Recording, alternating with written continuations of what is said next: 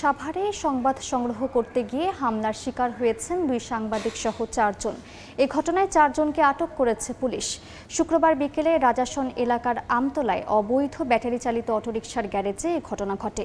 আহত সাংবাদিকদের উদ্ধার করে সাভার উপজেলা স্বাস্থ্য কমপ্লেক্সে ভর্তি করা হয়েছে। ভুক্তভোগীদের অভিযোগ, মাদক নিয়ে সংবাদ সংগ্রহ শেষে ফেরার পথে মাদক কারবারি শামীম ও তার সহযোগীরা তাদের পথরোধ করে হামলা চালায়। এক পর্যায়ে দেশ টিভির রিপোর্টার তাইফুর রহমান তুহিন ও এসএটিভির সাংবাদিক সাদ্দাম হোসেনকে ছুরিকাঘাত করা হয়।